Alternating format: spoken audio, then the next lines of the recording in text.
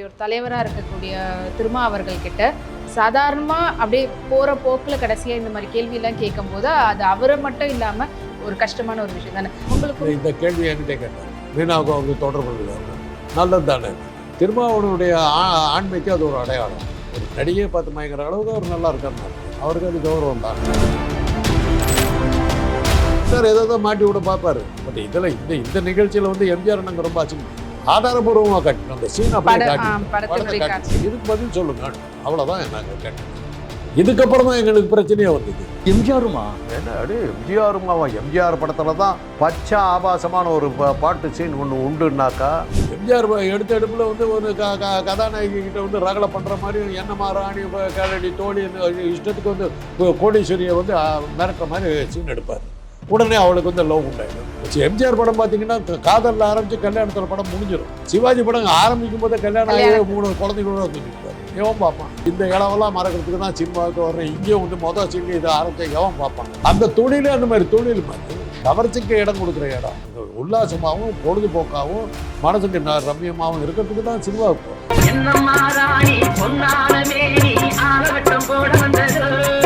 இருந்த அந்த கவர்ச்சிக்கும் இப்போ இந்த காலகட்டத்தில் இருக்கிறதுமே எந்த அளவுக்கு வித்தியாசம்? காலத்தில் வந்து வறட்சி ஜாஸ்தி, பெரிய வறட்சி. கதாநாயகி வந்து கண்ணியமாக தான். சமீபகால படங்களில் என் பையன்லாம் கொஞ்சம் வளர்ந்தது பிறகு ஏன்னா 2 சத்தம் கேட்குது, ஒரு ஆளை காணும், ஆம்பளை குரல் மாத்திரம் கேட்குது. அப்பா நல்லா பாருப்பா, ஆம்பளை கைக்குள்ளார உள்ள இருக்கிறார். ஆனால் இப்போ நிறைய டிவோர்ஸஸ் அண்ட் அதே போல் நிறைய அஃபேர்ஸ் அப்படின்ற மாதிரியான காட்சிகளும் படங்களில் வருது. ரியலாகவும் அவங்களுடைய வாழ்க்கையும் அப்படி தான் இருக்குது. நடிகர்களுக்கு சாதகமாக நான் பேசினது தான். ஒரு நடிகர் வந்து டைவர்ஸ் பண்ணிட்டாருன்னு சொன்னாங்க. நான் கேட்டேன், அந்த ஒரு நடிகர் தான் இன்றைக்கி டைவர்ஸ் பண்ணியிருக்காரா? காலையில் சூரிய உதயம் ஆரம்பிச்சதுலேருந்து இன்றைக்கி மத்தியானத்துக்குள்ளார 1 லட்சம் பேர் டைவர்ஸ் பண்ணியிருக்காங்க. அதில் எத்தனை பேர் நடிகர்கள்? வெறும் நடிகர்கள் மாத்திரம் தான் டைவர்ஸ் பண்ணி சொல்ல, வேறு யாருக்கு நடக்குது? என் குடும்பத்தில் நடந்ததுன்னா இன்றைக்கி வந்து ஒரு ஐஸ்கிரீம் வாங்கி சாப்பிட்றாங்க, பாதி நீ தின்னு பாதி நான் தின்னு சாப்பிட்றேன். இதே இப்போ காலேஜில் நடக்குது. எனக்கே கொண்டு போய் சாப்பிட்டுட்டு இன்றைக்கி ஒரு இதை சிப் பண்ணிக்க சாப்பிட்டுருக்காங்க. டீச்சர்னு பார்க்கல, ஜஸ்ட் லைக் தட். அந்த அளவுக்கு அவங்க மனசில் அழுக்கு இல்லைம்மா, அந்த அழுக்கு என் மனசில் இருக்குது. எனக்கு தான் ஐயா குட்டாடு கெட்ட புத்தி, ஏன் புத்தி. இன்னும் நீங்கள் ஃப்யூச்சரில் போக போக வந்து ஆண் பெண்ணுங்கிற உருவமே தேவையில்லைங்கிற நிலைமைக்கு நம்ம போயிட்டுருக்குறோம். அது தெரிஞ்சுங்க. இன்றைக்கி பார்த்தேன், விஜய் வந்து எம்ஜிஆர் ரூபத்தை வந்து இது பண்ணி ஆர்டிஃபிஷியல் விஜய் மாதிரியே மேக்கப் போட்டு எம்ஜிஆர் மேக்கப் போட்டு ஒரு ஜெயலலிதாவும் திரிஷா மாதிரி போட்டு ஒரு இது வந்துருக்கு ஆர்டிஃபிஷியல். இதெல்லாம் எதுக்காக சொல்ல வர்றேன்னா, மாறி வர்ற சூழ்நிலை. இதில் வந்து நான் வந்து அட்ஜஸ்ட் பண்ண கேட்டாங்க, இது பண்ண கேட்டாங்கங்கிற கதையெல்லாம் இந்த நடிகைகள் 10ஆம் பசதியாக இருக்காங்கிறதுக்கு இதெல்லாம் இப்போவும் சொல்கிறேன். முக்தார் கேட்டது அது இதில் எல்லாமே வந்து எங்கள் காலத்திலேயே.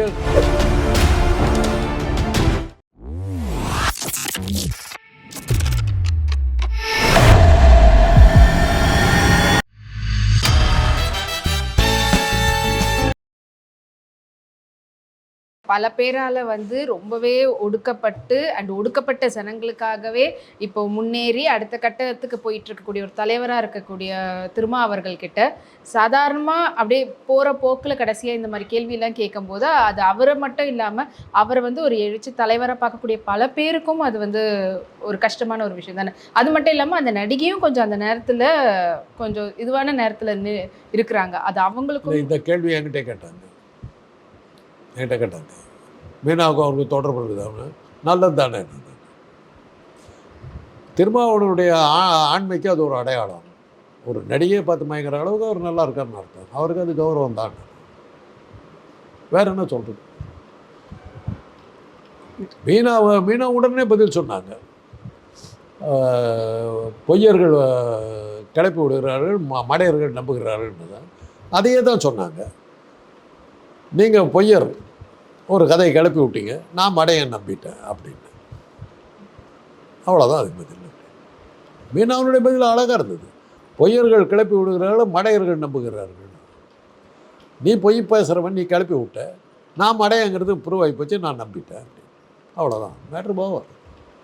முக்தார் இதுக்கப்புறமா வந்து அந்த மாதிரி பேசுகிறாங்க. முக்தார் ஏதோ மாட்டி விட பார்ப்பார். பட் இதில் இந்த நிகழ்ச்சியில் வந்து எம்ஜிஆர் நாங்கள் ரொம்ப அசிங்கப்படுத்திட்டோம்னாக்கா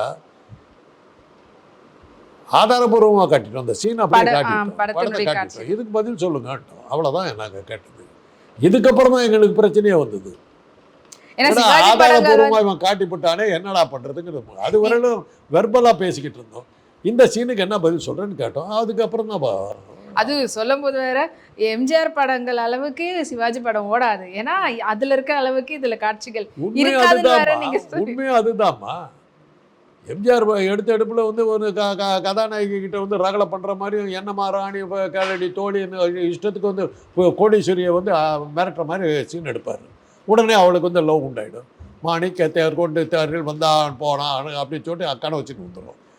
சிவாஜி படம் எடுத்த உடனே நடிப்பு வருவார், பொண்டாட்டியே கையாருஜா வந்து நிற்பாங்க. பிள்ளைக்கு காலேஜ் ஃபீஸ் கட்டணுங்க, பால்காரன் வந்து நிற்கிறான். எடுத்துட்டு போய் இந்த இளவெல்லாம் மறக்கிறதுக்கு தான் சினிமாவுக்கு வர்றேன். இங்கேயும் வந்து மொதல் சீன்லேயும் இதை ஆரம்பித்தா எவன் பார்ப்பான்? நடிக்கிறதுக்கு வாய்ப்பு இருக்குது.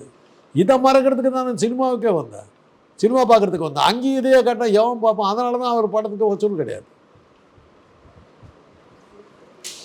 எம்ஜிஆர் படம் பார்த்தீங்கன்னா காதலில் ஆரம்பித்து கல்யாணத்தில் படம் முடிஞ்சிடும். சிவாஜி படம் ஆரம்பிக்கும் போதே கல்யாணம் ஆகி 3 குழந்தைகளோட வந்து நிற்பார். எவன் பார்ப்பான்? அவ்வளோதான். அந்த தொழிலே அந்த மாதிரி தொழிலும் அது கவர்ச்சிக்கு இடம் கொடுக்குற இடம். அங்கே உல்லாசமாகவும் பொழுதுபோக்காகவும் மனசுக்கு ரம்யமாகவும் இருக்கிறதுக்கு தான் சினிமாவுக்கு போகிறோம். சரி, நீங்கள் அப்போ பார்த்த படங்களுக்கும் அப்போ இருந்த அந்த கவர்ச்சிக்கும் இப்போ இந்த காலகட்டத்தில் இருக்கிறதுலையும் எந்த அளவுக்கு வித்தியாசம்? எங்கள் காலத்தில் வந்து வறட்சி ஜாஸ்தி, பெரிய வறட்சி. கதாநாயகி வந்து கண்ணியமாக தான் இருந்தாங்க எங்கள் காலத்தில். வந்து அதுவும் சிவாஜி கணேசனுடைய காதல் காட்சிகள்லாம் எனக்கு அழுகையே வந்துடும். இங்கே நிற்பார், அன்பே அப்படிம்பார். அந்த மாதிரி ஒரு 2 கிலோமீட்டருக்கு அந்த பக்கம் இருக்கும். அது 6 உயிரேன்னும். இப்படி லவ் சீன். சமீபகால படங்களில் என் பையன்லாம் கொஞ்சம் வளர்ந்ததுக்கு பிறகு ஏன்னா 2 சத்தம் கேட்குது, ஒரு ஆளை காணும், ஆம்பளை குரல் மாத்திரம் கேட்குது. நல்லா பாருப்பா, ஆம்பளை கைக்குள்ளார அவள் உள்ளே இருக்கிறா அப்படி. ஏம்மா அனிமல்னு ஒரு படம் வந்தது, பார்த்துருப்பீங்க. என்ன அதில் இருந்தது, என்ன பாக்கி இருந்தது, எப்படி நடிச்சிங்க? இதை கேட்டால் நான் கேட்டவன். இதை வந்து என் மகன் தான் சொன்னார்.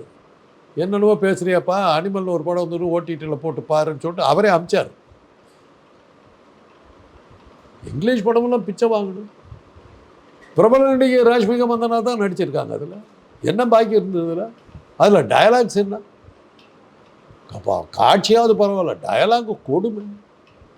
அப்புறம் வந்து எங்களை பற்றி கேவலமாக பேசிட்டீங்கன்னு என்ன அர்த்தம்? இதை வந்து டிவியில் போட்டு பார்த்துட்டு என் ஒய்ஃப் வந்த உடனே டக்குன்னு நிறுத்திக்கிட்டேன் நான். என்ன நாங்கள் உன் மகன் அமைச்சிருக்கிறான் அப்பனுக்கு படம் அப்படின்னு. இதையும் நடிச்சு விட்டு இதெல்லாம் நீங்கள் இப்படி பேசுகிறீங்கன்னு கேட்டாங்க, நான் என்னம்மா பண்ணுறது? அது அந்த படம் வந்த போதே பல பேர் எதிர்த்தாங்க, இது என்ன கதை அப்படின்னு சொல்லி. எதுக்கிறவன் யாருன்னாக்கா பார்த்துப்பட்டு தானே எதிர்த்தான். எங்கள் காலத்தில் ஒரு தடவை என்னாச்சுன்னா சில்க் ஸ்மிதாவுடைய போஸ்டர்லாம் கிழிச்சாங்க, ஆபாசமாக இருக்குது. அப்போ வந்து ஒரு அந்த டேவிட் அனுசாமி மீட்டிங்க்கு கொஞ்சம் முன்னாடி நடந்தது. அப்போது ஒரு மனநல மருத்துவர் சொன்னார், அது கேட்டிங்கன்னா நீங்கள் ரொம்ப ரொம்ப ஷாக் ஆகிடுது.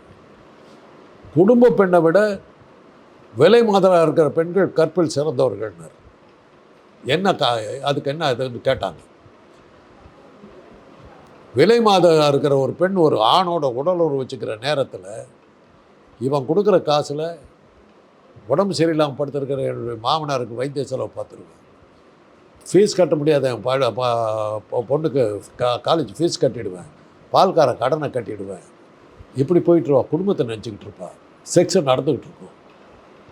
அதே சமயத்தில் ஒரு குடும்பத்தில் இருக்கிற ஒரு பெண்ணு செக்ஸ் வச்சுக்கிட்டு இருப்பா, அந்த நடிகை நடிச்சுக்கிட்டு இந்த நடிகை நடிச்சுக்கிட்டு செக்ஸ் வச்சுக்கிட்டு இருப்பா. யார் பத்தினின்னு கேட்டார். சோவியத் சென்டரில் நடந்த ஒரு மீட்டிங்கில் அதை கேட்டார். இதுதான் சைக்காட்ரிக் ஆங்கிள். இதை தான் சிக்மண்ட் ஃப்ராய்டு சொல்கிறார், இதை தான் ஹேவ்லாக் எல்லிஸ் சொல்கிறார், இதை தான் மேரி ஸ்டோப்ஸ் சொல்கிறாங்க, மாஸ்டர்ஸ் அண்ட் ஜான்சன்ஸ் இதை தான் எழுதுகிறாங்க. This is the mind of the human being. கற்பழிப்பு, ஒருத்தனுக்கு ஒருத்திங்கிற கதை எல்லாமே மனிதர்களோட முடிஞ்ச போதுமா? எந்த மிருகத்துக்கும் கிடையாது. பசுமாட்டை வந்து இது கருத்தரிக்கிறதுக்கு இது பண்ணுறோம், ஏதோ ஒரு காளையை கூப்பிட்டு வந்து விட்றோம், அது அக்செப்ட் பண்ணுது. வேற ஒருத்தன் வந்து இது பண்ணாங்கிற கதையெல்லாம் இங்கே தான் இருக்குது. மனித இனத்தில் மாத்திரமே இருக்குது. சில காரணங்கள் அல்லது அது என்னுடைய டிபார்ட்மெண்ட்டை பொறுத்தவரை நான் என்ன சொல்லுவேன்னா, மிருகங்களுக்கு வந்து பால்வழி நோய்கள் வருவதில்லை. அது தெரியுமா உங்களுக்கு? செக்ஷுவலி டிரான்ஸ்மிட்டட் டிசீஸ் எய்ட்ஸ் வந்து மிருகங்களுக்கு வரல, மனிதர்களுக்கு மட்டுமே வந்தது. அதை தான் என்னுடைய விழிப்புணர்வு மீட்டிங்கில் சொல்லுவேன். மனுஷன் வந்து மிருகம் மாதிரி நடந்துக்க முடியாது. ஒரு சேவலுக்கு 10 பொட்டைக்கோழி இருக்குது, எனக்கே இருக்கக்கூடாதுன்னு சொன்னீங்கன்னா சேவலுக்கு எய்ட்ஸ் வராதுப்பா, உனக்கு வரும். ஆக மனித இனத்துக்கு இயற்கை விதித்து இருக்கிற சட்டம் இது, ஒருவனுக்கு ஒருத்தி. அதை நம்ம இது பண்ணித்தான் ஆகணும். அதை நம்ம மீற முடியாது. இதெல்லாம் தான் நம்ம சொல்கிறோம். இதெல்லாம் தான் கருத்துக்கள். இப்போ இந்த காலகட்டத்தில் நடிகர்களை பல விதத்தில் ஃபாலோ பண்ணுறாங்க. பல படங்களில் பார்க்கக்கூடிய காட்சிகளை வந்து இந்த காலகட்டத்தில் கூடிய நிறைய பேர் வந்து அது ஃபாலோ பண்ணுறாங்க. முக்கியமாக அவங்களுடைய லைஃப் ஸ்டைலை ஃபாலோ பண்ணணுன்ற மாதிரி இருக்கிறாங்க. ஆனால் இப்போ நிறைய டிவோர்ஸஸ் அண்ட் அதே போல் நிறைய அஃபேர்ஸ் அப்படின்ற மாதிரியான காட்சிகளும் படங்களில் வருது. ரியலாகவும் அவங்களுடைய வாழ்க்கையும் அப்படி தான் இருக்குது. ஸோ இது எப்படி பார்க்குறீங்க? இதை ஃபாலோ பண்ணணும்? இல்லை, இதைத்தான் வந்து உங்கள் நடிகர்களுக்கு சாதகமாக நான் பேசினது தான். ஒரு நடிகர் வந்து டைவர்ஸ் பண்ணிட்டாருன்னு சொன்னாங்க. நான் கேட்டேன், அந்த ஒரு நடிகர் தான் இன்றைக்கி டைவர்ஸ் பண்ணியிருக்காரா? காலையில் சூரிய உதயம் ஆரம்பிச்சதுலேருந்து இன்றைக்கி மத்தியானத்துக்குள்ளார 1,00,000 பேர் டைவர்ஸ் பண்ணியிருக்கான். அதில் எத்தனை பேர் நடிகர்கள்? என்னமோ நடிகர்கள் மாத்திரம்தான் டைவர்ஸ் பண்ணி சொல்ல, வேறு யாருக்கும் நடக்கல. என் குடும்பத்தில் நடந்ததுமா, அதை தான் சொன்னேன். என்னுடைய பேத்தி ஒரு பெரிய இடத்துல அது வந்து கொஞ்சம் இது மாடலிங் எல்லாம் பண்ணும். மாடலிங்கில் பார்த்துட்டு ஒரு பெரிய இடத்து பையன் அதை லைக் பண்ணிட்டான். லைக் பண்ணோன்னே எங்ககிட்ட வந்து சொல்லும்போது நாங்கள் ஓகே சொல்லிட்டோம். பெரிய இடம்னா நான் வந்து கொஞ்சம் வசதியானவங்கன்ற அந்த மாதிரி நினச்சேன். பார்த்தா நினச்சதை விட பெரிய இடமா இருக்குது. ரொம்ப ஒரு மல்டி மில்லியன் லெவலில் அவங்க இருந்தாங்க. எங்கள் ஊருக்காரங்க தான். நான் கேட்டேன்ப்பா, நீ பொருளாதார அடிப்படையில் பார்த்தீங்கன்னா நாங்கள் அவ்வளோ வசதி கிடையாது, அப்புறம் வந்து நாளைக்கு அதெல்லாம் நாங்கள் சொல்லிட்டோம், இவ தான் அப்படின்ட்டான். சரி சொல்லிட்டு எங்கள் ஊரில் சேலத்தில் நல்லா நிச்சயதாம்பலம்லாம் பண்ணிட்டோம். பண்ணிட்டு வந்ததுக்கு பிறகு அந்த சென்னையில் அவங்க இருந்ததுனால அடிக்கடி அவங்க வந்துட்டு போகிறதெல்லாம் இருந்தபோது அவங்க உறவுக்காரர்கள் சில பேர் மாடலிங் பண்ணுற ஒரு அல்ட்ரா மாடர்ன் கேர்ளுவெல்லாம் குடும்பத்துக்கு லாயக்காக இருப்பாளா அப்படின்னு ஒரு கமெண்ட் வந்தது. ஒரு 4-5 நாள் அந்த கமெண்ட் வந்த உடனே என் பேத்தி நேராக வந்தது. என்னம்மான்னு, தாத்தா இந்த கல்யாணத்தை நிறுத்திருக்காச்சு. ஏம்மான்னு, கல்யாணத்துக்கு முன்னாடி என்னை பற்றி இப்படி பேசுகிறாங்க, மாடலிங் அவங்களுக்கு பிடிக்கலை, நான் மாடலிங் நான் பண்ணிட்டு தான் வந்திருக்கிறேன், அதை பார்த்து அவன் என்னை லைக் பண்ணான். இதை வச்சுக்கிட்டு அவங்க வந்து நாளைக்கு நான் வீட்டில் எது பண்ணாலும் வெவ்வேறு விதமாக வியாக்கியானம் பண்ணுவாங்க, என் வாழ்க்கையை குடிச்சவராயிடும், கல்யாணத்தை நிறுத்துங்க. அப்போ அதனுடைய அக்காவுக்கு கல்யாணம் ஆயிருந்தது. அந்த அக்கா புருஷனும் வந்தார். எவ்வளோ பேசி பார்த்தார். சொன்னால் கேளுன்னார். முடியவே முடியாது, முடியவே முடியாது, விட்டுரு அப்படின்ச்சு. அப்புறம் அவங்க வந்து எவ்வளோ கேட்டாங்க. கல்யாணத்தை நிறுத்திட்டு அப்புறம் ஒரு 2 வருஷம் கழித்து வேற ஒரு பையனோட லவ் பண்ணி அது கல்யாணம் பண்ணிட்டு நல்லாயிருக்கும். சாதாரண ஒரு அல்ப காரணம்னு நம்ம இந்த காலத்தில் அது நடக்காதுமா, அந்த காலத்தில் அது நடக்காது. அது மாதிரி பண்ணியிருந்தா வாழா வெட்டி கல்யாணத்தை வேண்டான்ட்டு போன ஒரு வெறி பிடிச்ச பொம்பளை இவளை எவன் கட்டிக்குவான்? அவள் குடும்பத்துக்காக அது இப்படி தான் போயிருப்பாங்க. இன்றைக்கி அந்த பொண்ணு போச்சு, அந்த பொண்ணை லைக் பண்ணி இன்னொருத்தன் கல்யாணம் பண்ணிட்டு போயிட்டான். காலம் மாறி போச்சு. இன்னொரு டைவர்ஸ் ஒரு பேரன். அந்த பொண்ணு இந்த எக்ஸ்பீரியன்ஸுக்கு அப்புறம் நாங்கள் வந்து பட்டணத்தை சேர்ந்த பெண்களே இருக்கக்கூடாதுன்னு சொல்லிட்டு ஒரு கொஞ்சம் வில்லேஜ் சைடாக பார்த்து ஒரு பொண்ணை நாங்கள் ஏற்பாடு பண்ணி திருமணமே பண்ணிட்டோம். 6 மாதம் வந்தது என்கிட்ட தான் சொல்லிச்சு. எதுக்கு எடுத்தாலும் அவங்க அப்பா கிட்ட போய் நின்றுக்கிறாரு. இவருக்குன்னு ஒரு சுயமாக ஒரு வாழ்க்கை இல்லை. இந்த மாதிரி இந்த ஆளை வச்சுக்கிட்டு என்னத்தை பண்ணுறது? இந்த ஆள் எதுக்கு லாய்க்கு? அம்மான்னு அம்மா பின்னாடி சுற்றுற ஆள் என்னத்துக்கு பொண்டாட்டி கட்டிக்கிட்டான் அந்த ஆள்? என்ன பண்ண போகிற? டைவர்ஸ் மட்டும் போயிடுச்சு. லண்டனில் போய் செட்டில். அந்த பையனை போன வாரம் கல்யாணம் பண்ணிட்டோம். அது டைவர்ஸ் ஆனால் இன்னொரு பொண்ணு வந்து 2 பேர்த்து கல்யாணம். காலம் அந்த மாதிரி மாறி போயிட்டு இருக்குதுப்பா. இன்றைக்கி வந்து அந்த பழைய காலத்து கதையெல்லாம் பேசிக்கிட்டு அர்த்தமில்ல, என்னை பார்த்தார், ஒரு மாதிரி பார்த்தார், அட்ஜஸ்ட் பண்ண சொன்னார், இருக்கிறதெல்லாம் கிடையாது. நான் தான் சொல்கிறேனே, ஒரு தட்டில் மிக்சர் சாப்பிட்டது வந்து காலேஜு இது இன்றைக்கி வந்து ஒரு ஐஸ்கிரீம் வாங்கி சாப்பிட்றாங்க, பாதி நீ தின்னு பாதி நான் தின்னுன்னு சாப்பிட்றாங்க. இது இப்போ காலேஜில் நடக்குது. எனக்கே கொண்டு போய் சாப்பிட்டுக்கிட்டு அந்த இன்றைக்கி ஒரு இது சிப் பண்ணிங்க சாப்பிட்டு கொடுக்குறாங்க. டீச்சர்னு பார்க்கல, ஜஸ்ட் லைக் தட். அந்த அளவுக்கு அவங்க மனசில் அழுக்கு இல்லைம்மா, அந்த அழுக்கு என் மனசில் இருக்குது. அவங்க வந்து ஒரு டீச்சரு சாப்பிட்டுக்கிட்டு இருக்காங்க, நீ கொஞ்சம் சாப்பிடுன்னு கொடுக்குறோம், அவ்வளோதான். அதுக்கு தெரிஞ்சது எனக்கு தான் அதை கொடுத்தால கெட்ட புத்தி, ஏன் புத்தி. ஆனால் காலம் மாறிக்கிட்டு இருக்குது. இன்றைக்கி வந்து நீங்கள் இந்த மாதிரி டாப்பிக்கெல்லாம் ஒரு காலத்தில் பேச முடியுமாம்மா? ஒரு காலத்தில் பெண்கள் வந்து டிவிக்கு வர முடியுமாம்மா? எங்கள் காலத்தில் டான்ஸ் ஆடுறான்னாவே, டான்ஸ் கற்றுக்குறாங்கன்னாவே, அவள் சதுர ஆடுறாடா, அவளை எல்லாம் போய் கட்டிக்கிட்டு, அவ்வளோதான். எனக்கு முதல்ல வந்து எனக்கு வந்து ஒரு அந்த பெண்ணை என்னை விரும்பிச்சு, அழகா இருக்கும், டான்ஸர். எங்கள் அம்மா லைக் பண்ணாங்க. எங்கள் அப்பா ஒரே வார்த்தை சொன்னார், டான்ஸர்ரான்னாரு. எனக்கு அதை லைக் பண்ணாங்க. அந்த பொண்ணு ரொம்ப விரும்பிச்சு. நான் சொன்னேன், வேண்டாம்மா, என்னை பார்த்துக்கிறதுக்கு தான் எனக்கு பெண் வேணும், எனக்கு மனைவி தான் வேணும், பிரபலங்கள் எனக்கு தேவையில்லை. இன்னொன்று என்னன்னா, அதுவும் டாக்டருக்கு படிச்சுக்கிட்டு இருந்தது, என்னோட கொஞ்சம் புத்திசாலி. கம்பேரிசனில் நம்ம முட்டாள்தனம் வெளியே வந்துருப்போம். அது ஒன்று காரணம், உண்மையான காரணமும் அதுதான். நம்மளோட அது புத்திசாலிக்கிட்டு வர்றவெல்லாம் அந்த உங்களை பார்க்க வரலைங்க, டாக்டர் பார்க்க வந்திருந்தா இப்போ என் மானமே போயிடும், அதெல்லாம் மைண்டுக்குள்ளே இருந்தது. இதெல்லாம் வச்சு நான் வேணான்ட்டு. பட் நான் வெளியில் சொன்னது டான்ஸில் வச்சுக்கிட்டு நான் என்ன பண்ணுறேன் பார்த்துக்கேன். எங்கள் அப்பா என்ன சொன்னார், வீட்டை பார்த்துக்கிறதுக்கு பொண்ணு வேணும்டா, அவள் டாக்டருக்கு வேறு படிக்கிறான், 2 பேரும் கிளினிக் போயிடுவீங்க, அப்புறம் நாளைக்கு குழந்தை குட்டின்னு வந்தோன்னா யார் பார்த்துக்கா, இதெல்லாம் பல கேள்விகள்லாம் வந்து அன்னைக்கு அதுக்கு முடியல. இன்னைக்கு ஒரு விஷயமே கிடையாது. டாக்டர்னா டாக்டர் பொண்ணு இல்லை டாக்டர் மாப்பிள்ளை தான் வேணும். நீ பாட்டுக்கு உன் வேலையை பாரு, நான் பாட்டுக்கு என் வேலையை பார்க்குறேன். அதனால் இன்னைக்கு காலம் மாறி போச்சுமா, இன்னைக்கு காலமெல்லாம் மாறி போச்சு. இன்னும் நீங்கள் ஃப்யூச்சரில் போக போக வந்து ஆண் பெண்ணுங்கிற உருவமே தேவையில்லைங்கிற நிலைமைக்கு நம்ம போயிட்டுருக்குறோம். அது தெரிஞ்சுங்க. இன்றைக்கி பார்த்தேன், விஜய் வந்து எம்ஜிஆர் ரூபத்தை வந்து இது பண்ணி ஆர்டிஃபிஷியல் இன்டெலிஜென்ஸில் விஜய் மாதிரியே மேக்கப் போட்டு எம்ஜிஆர் போட்டு ஒரு ஜெயலலிதாவுக்கு திரிஷா மாதிரி போட்டு ஒரு இது வந்துருக்குது, ஆர்டிஃபிஷியல் இன்டெலிஜென்ஸ். இன்னைக்கு காலையில் பார்த்தேன், தேவையே இல்லைம்மா. இது ஹாலோகிராமு, இது ஆர்டிஃபிஷியல் இன்டெலிஜென்ஸ்லேயே நீங்கள் வந்து வர்ச்சுவல் ரியாலிட்டியில் இமேஜஸை க்ரியேட் பண்ணி ஒரு பொண்ணு வந்த மாதிரியே காட்டலாம், ஒரு ஆண் வந்த மாதிரியே காட்டலாம். காலம் மாறி போயிட்டுருக்குது. Future is different. கல்கி படத்தில் அதுதான் காட்டியிருக்கான். பயங்கரமான படம். இப்போ தான் பார்த்தேன், கொஞ்ச நேரம் கொஞ்ச நேரம் பார்த்தேன். படம் வித்தியாசமாக எடுத்திருக்கான். இன்னும் 50 வருஷம் கழிச்சு வர வேண்டிய படம் இன்றைக்கே வந்துட்டு இருக்குது. கோட் படம் பார்த்தீங்களா சார்? உங்கள் ஸ்டூடெண்ட்ஸ் கூட்டிகிட்டு போனாங்களா? பார்க்கலீங்களா? அப்போ அதை பற்றி நெகட்டிவாக தான் பசங்க பேசினாங்க, பாசிட்டிவாக எதுவும் பேசல. நெகட்டிவாக பேசினாங்க.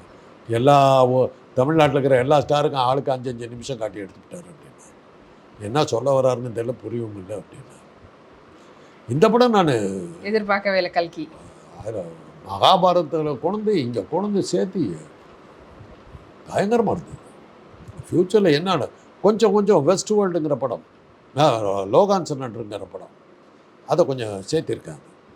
அதுலேயும் அப்படி தான் வெஸ்ட் வேர்ல்டு அந்த படத்தில் தான் அந்த கம்யூனிட்டி ஒரு இடத்துல இருக்கும். அது மாதிரி இதில் ஒரு அந்த இதுக்குள்ளார போய்ட்டு அந்த மாலை ஏதோ ஒரு இடத்துக்குள்ளார போயிட்டாக்கா அந்த படத்தை பார்த்து கொஞ்சம் எடுத்திருக்காங்க. பட்டு தமிழில் இப்படி ஒரு படமா ஒரு ஆச்சரியம். இந்த ஆக அம்மா பாசம், தாத்தா பாசம், பாட்டி பாசம், ஆயா பாசம் இப்படி எடுத்துக்கிட்டு இருந்த காலத்திலேருந்து போய் விஞ்ஞான ரீதியில் படங்கள் அட்வான்ஸ்டு டெக்னாலஜிக்கு போயிருக்கிறாங்க. சினிமா மாறி போச்சு. இன்றைக்கி போய் உட்காந்துட்டு அனிமல்லாம் எடுத்துக்கிட்டு இருந்த அனிமலில் கூட என்ன நான் பார்த்து இது பண்ணேன்னா, ஒரு செக்ஸ் வச்சுக்கிறது வந்து ஒரு குடிசையிலையோ ஒரு இதுலேயோ ஒரு ஹோட்டல்லையோ பிளேனில் பறக்கிற பிளேனில், அது மாடர்ன் டெக்னாலஜி. அது எதில் வரும்னாக்கா கார்பெட் பேக்கர்ஸில் பைரேட்டுங்கிற படம், பைரேட்டுங்கிற நாவல், இவர் ஹரோல்ட் ராபின்ஸ் எழுதின நாவல், அதில் இப்போ பிளேனில் வர்ற செக்ஸ் வச்சுக்கிறாங்கங்கிறது காட்டுறோம். அதை எடுத்திருக்காங்க. அப்படியே அந்த சீன் அப்படியே வருது. படிச்சிருக்காரு அந்த நான். அதனால் இது காலம் மாறி போச்சு. இன்றைக்கி இதெல்லாம் வந்து பேசலாமா, குடும்பத்தில் பார்க்குறாங்களான்னாக்கா என்னத்தடா வள வளான்னு இருக்குதுன்னு போயிடுறேன். சீரியல் உள்ளதாம நம்ம இன்னும் பழைய கதையெல்லாம் பார்த்துக்கிட்டு இருக்கிறோம். அதாவது 50களில் வந்த படங்களை எங்களுக்கு ரிவைன் பண்ணுறது அதுதான். பாசமலர், பந்த பாசம், இந்த மாதிரி படங்கள்லாம் இருந்துச்சு. ஒருத்திக்கு ஒருத்தனை கட்டிக்கிட்டான்னா அவளையே நீங்கள் 2 பேரும் சந்தோஷமாக வாழ்ந்துருக்கீங்களா பார்த்துட்றேங்கிற மாதிரி படமெல்லாம் இப்போ நாங்கள் மறுபடியும் இதில் தான் சீரியலில் தான் பார்த்துட்ருக்கோம். அது இன்றைக்கி இருக்கிற பெண்கள், வயசான பெண்கள்லாம் அதை பார்த்துக்கிட்டு இருக்காங்க. பசங்களை பற்றி பசங்கிட்ட ஸ்டூடெண்ட்ஸுக்கிட்ட போய் சீரியலை பற்றி கேட்டால் அப்படி ஒருதாசாக இருக்கிறாங்க. சீரியல் இன்றைக்கி இருக்கிற இளைஞர்களுக்கு மத்தியில் சீரியல் இல்லை. இதெல்லாம் எதுக்காக சொல்ல வர்றேன்னா, மாறி வர்ற சூழ்நிலை. இதில் வந்து நான் வந்து அட்ஜஸ்ட் பண்ண கேட்டாங்க, இது பண்ண கேட்டாங்கங்கிற கதையெல்லாம் அந்த நடிகைகள் 10ஆம் பசதியாக இருக்காங்கிறதுக்கு இதெல்லாம் வந்து இப்போவும் சொல்கிறேன். முக்தார் கேட்டது அது இதில் எல்லாமே வந்து எங்கள் காலத்திலேயே இதழை தேன் வேண்டும் சீன் வந்துருக்குது. எங்கள் காலத்திலேயே அழகிய தமிழ் மகள் வந்திருக்குது. எங்கள் காலத்திலேயே மறுபிறவின்னு ஒரு படம் வந்திருக்கு. Oedipus complex.